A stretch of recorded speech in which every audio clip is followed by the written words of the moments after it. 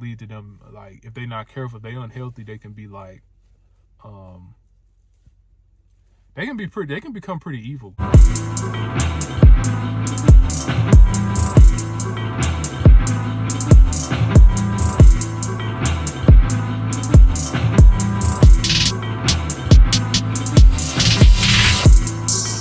y'all, real quick, this is the second time I'm doing this video because I had some issues trying to record this other day with my phone. So let's give it another shot.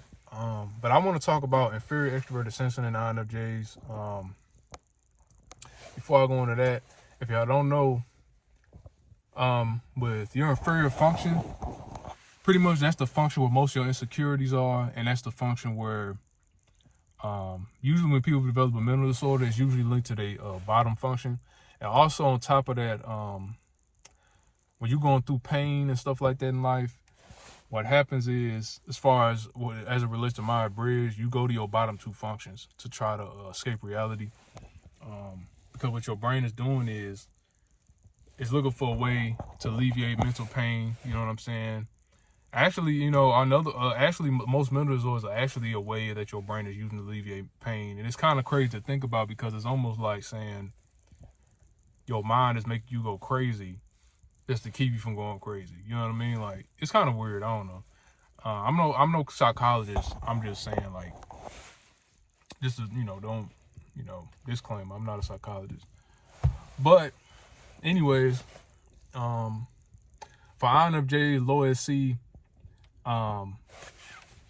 like I was saying before, your insecurities lie in low SC. So for INFJs with their low SC, it's gonna be a tough one to swallow for some of y'all because people don't talk about this a lot. I'm just warning y'all. So y'all do what y'all want with it. I'm just gonna tell it like it is. But anyways, so for INFJs, their low SC can cause them to have an inferiority complex. Actually, the reason for that is because extroverted sensing is a function that is greatly linked to confidence. I'm not saying that's the only function that's linked to confidence. No, I'm not saying extroverted sensing are the only people that are confident, but it's very much associated with confidence. It has a high likelihood of being associated with confidence. Also, at the same time, there's a lot of extroverted sensors who don't have a lot of confidence. Usually they got some other issues going on, but and not every extroverted sensor is confident, but a lot of them are. Some of the most confident people. The reason for that is because extroverted sensing is you kind of know how you look in the environment. You have a good feel for your sense of yourself in the environment, or like how you look around in the environment. So you kind of just get used to yourself, which pretty much leads to us being pretty confident most of the time. So the way they translate to INFJs can have trouble being comfortable in their own skin, and they can kind of envy. A lot of times they actually envy sensors because they have low sensing. Pretty much all NI users can have this problem. They'll envy sensors, and if their NI user becomes unhealthy, that envy can lead to them it can get dark. You know what I'm saying? Envy's not always a bad thing. A lot of times it can just be admiration for something, but it can also become a bad thing. You know what I'm saying?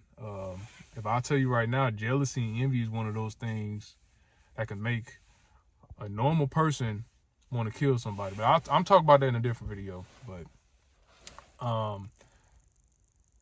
that can make somebody want to kill you. You know what I mean? But anyways, INFJs, they can have an inferior. You can see it in the Myers-Briggs group. Like, you'll see how, like, people bash sensors and stuff like that. A lot of that actually, it's a mixture of reasons why this happens, but one of the reasons is because that low extroverted sensing, they can, a lot of INFJs, they're not careful, can develop inferiority complex towards sensors, and they can develop it towards SI users as well. They can pretty much, healthier INFJs, I hear from them all the time. They'll tell me straight up that they kind of envy sensors, and they admire stuff, like not in a bad way, but an admirable way. So unhealthy ones, yeah, and they can do a good job of hiding it too. Let's put it like that. They can make it seem so not obvious that they have an inferiority complex to people that's not, good at reading them, or kind of gullible people. But it's a thing, man. Another reason for that is because, like, when you have low extroverted sensing, it can make you feel powerless, because extroverted sensing is a function that's is leaning towards action. It's like an action-oriented function. So people who have high extroverted sensing like myself, we feel like we can do anything we want to do. Like we feel like we can achieve anything. We have confidence in our ability to take action, and we have confidence in our ability to do what needs to be done to get what we want. INFJs, I'm not saying they don't have that confidence too with NI, but it's, if you don't know, NI and SI, and NI and SC are kind of on the same spectrum except opposite ends. But INFJs can have a problem where, like, they feel powerless. They feel like they can't do anything to get what they want, which can lead to severe insecurity. It can lead to inferiority. That's what leads to inferiority complex. They feel powerless. They feel like they can't do. So they can kind of lead to them, like, if they're not careful, if they're unhealthy, they can be like, they can become pretty evil. You know what I mean? Like, they just, it stems from just not being, like, kind of not believing in themselves, not believing they can do what they need to do to get what they want, not having confidence in their ability to take action. You know what I'm saying? Stuff like that. Like an example of this, Hitler. A lot of people say Hitler's INFJ. I agree. When you look at his whole thing where he was genociding, the whole genocide thing where he was killing all the blonde-haired, blue-eyed people, a lot of it stemmed from him. He actually envied blonde-haired, blue-eyed people, which is why he was killing them. This is a very dramatic, example. But I'm just saying it is an example. You know what I mean? So that's kind of how it can pan out. So yeah, that's the main part of that. Aside from that, like, say if when every type's under stress, their inferior function can erupt in different ways. So if INFJs, their inferior SE can erupt. Like if they get really, really angry, they can become more physical in nature than they usually are. Or in some situations, they can do very well in a physical confrontation, like better than what you would expect them to do. But it's not something they can do consistently, but it's like because their inferior function took over. But a lot of times when that happens, it's to a point where they're blacking out and stuff like that. You know what I mean? But that can happen too. Another thing, I'm trying to think. They also could become more reckless than usual when they're in inferior mode, when they've been stressed out too long. They can become more reckless than they usually are, going out doing a bunch of like spontaneous things, but it can lead to long-term consequences. But it's not in their nature to be like. They're usually pretty responsible with it. Like, when they're inferior, having an inferior problem, like when they're in their inferior function from stress, they can cause them to be like that. Like, I party too much or drink too much. And they can indulge in drugs and stuff like that abnormally. You know what I mean? And they can just do a lot of destructive behaviors. That's kind of how it comes out for them. Or they can just get angry, explode in anger and stuff like that.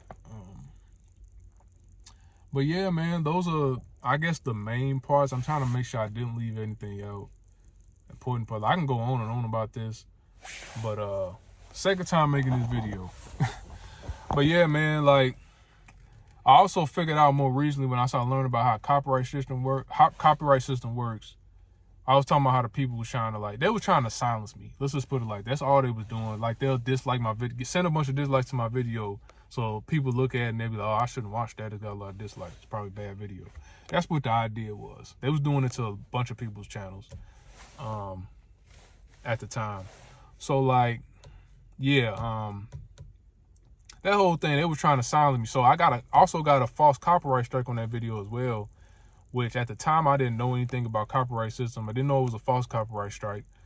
So yeah, I kind of think that has something to do with me being honest. And I'm telling you, all the videos I was making about INFJs was no different than the one I made before. I might have done a little bit of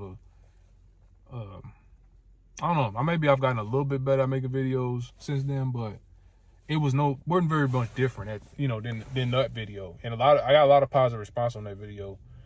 But I'm just telling y'all, is that, like, the reason why I was so, like, my demeanor, my, way I approached the video, I'm telling you, you would be surprised how many people was getting mad at me just for telling the truth like that, man. Just being honest. I wasn't being mean. I was being completely unbiased, just telling the truth. People was, like, really mad. And I had people coming at me. people trying to silence me because they were like, oh, they don't want to, deep down, I don't want nobody else to know the truth of like that INFJs are not superior, and being INFJ does make you superior type thing. So they was trying to silence me. They was sent me a false copyright strike to get my channel taken down as well. Hopefully, they was hoping my channel would get taken down or something like that. So yeah, man, like people, some crazy people out here on the internet claiming the INFJ. People that are insecure. A lot of narcissistic, insecure people try to say they're INFJ. Let's put it like that. And also if unhealthy INFJs can be quite narcissistic as well. So it's kind of tough to tell. I mean, I don't really go around and be like, oh, he's not INFJ. I don't really do that. But I do know, generally speaking, that a lot of these people probably aren't INFJs. Or they could be INFJ, but they could just be unhealthy. That happens too. There's a lot of those too. They're not all just not, you know what I mean? Because the thing about INFJs, they can be really good or they can be really bad. Like, as far as, like, they can be like angels or they can be like Satan. Reason because the NI, man. NI gets deeper. It gets deep into shit. Like, so, let me excuse my language because YouTube guys problems with profanity. But it gets deep into stuff. So, if a INFJ is a good person, they're going to be very deep into being a good person. If they're a bad person, they're going to be very deep into being a bad person. So you got to go either way.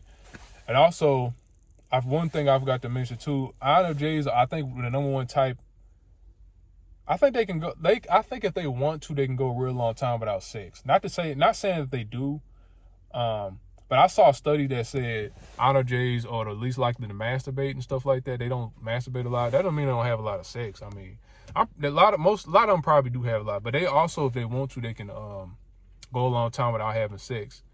And I'll tell you one thing about INFJs and ENFJs. With those two types, you either get the ones that have repressed sexual desires and they rarely have sex until they meet some, person that they ideal sexual match or whatever, however they view the person that they are most sexually attracted to, bring it out of them, and they'll just be nonstop. It'll go from it'll go from 0 to 100 pretty much. Or you get the one that just, that's pretty much how it goes. Some of them can be highly promiscuous as well because they don't have a grip on their low extroverted sensing. So they can be kind of reckless and promiscuous. But the ones that do have control over, they're not promiscuous. They don't really have a lot of sex. You know what I'm saying? I think a lot of nuns are INFJs. Like a lot of people that are in religion, INFJs like religion and stuff like that. They like that. They're like probably the number one most religious type, like, and they're like in Christianity and stuff like that. A lot of preachers are probably NFJs. Like I'll tell you, Joel Osteen. Well, I've heard Joel Osteen say that he thinks he's an introvert, but who knows what definition he's going by? You don't know that if his definition of introversion lines up with Myers-Briggs or not. So we're not gonna say. I'm not really gonna say. He struck me as an ENFJ, but he could be an INFJ too. You know what I'm saying? He could be either or. He might be just being an INFJ. I don't know. But anyways, like he's an NFJ. There's nothing right there. They usually are into religion and stuff like that. And I know a lot of people that watch Joel Osteen and stuff like that are NFJ. Hey, what's up, y'all? So 2 important things I did forget to mention about Inferior Se for INFJs. I realized this upon trying to edit, but I'm gonna add this in there. So one thing, INFJs, a lot of INFJs tend to struggle with sensory overload as well.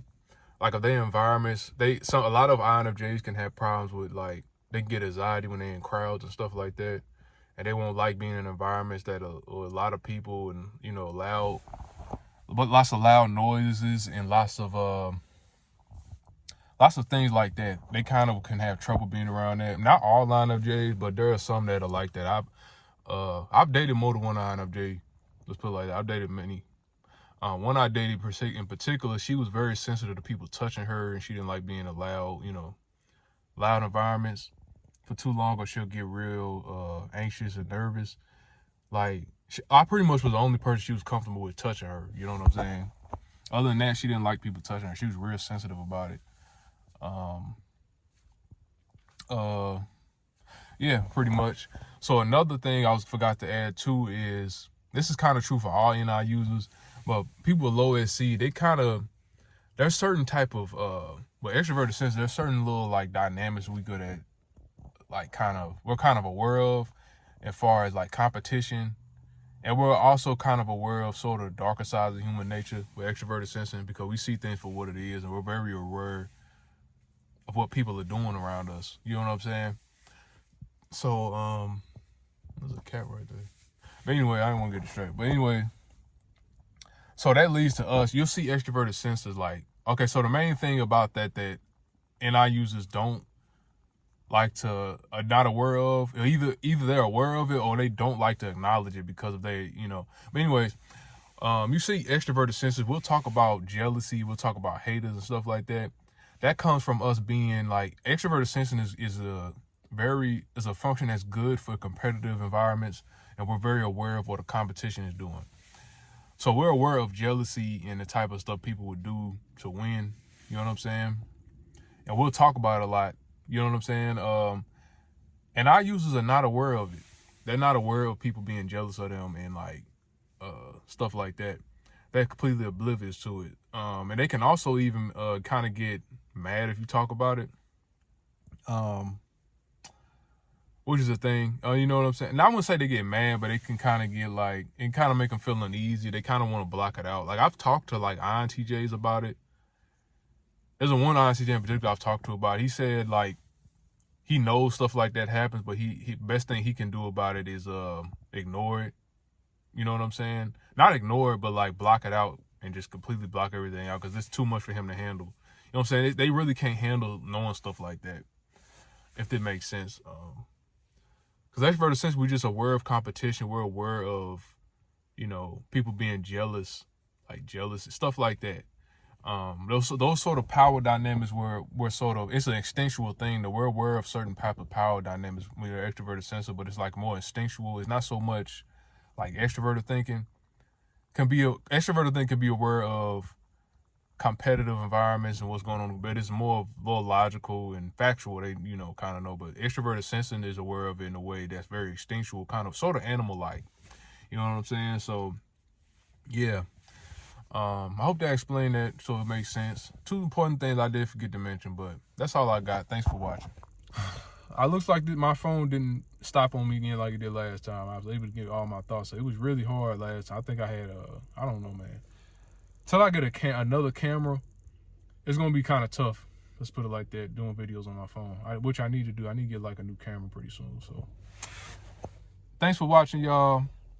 Let me know if I left anything out, because some of my thoughts from what I was talking about in the last video was overlapping, so I can't remember what I already said and what I didn't say this video. So it's kind of hard for me to remember like all the points. I think I brought all of it up. So thanks for watching. Subscribe. Make sure y'all comment. You know what I'm saying? It's nice to hear feedback. Thanks.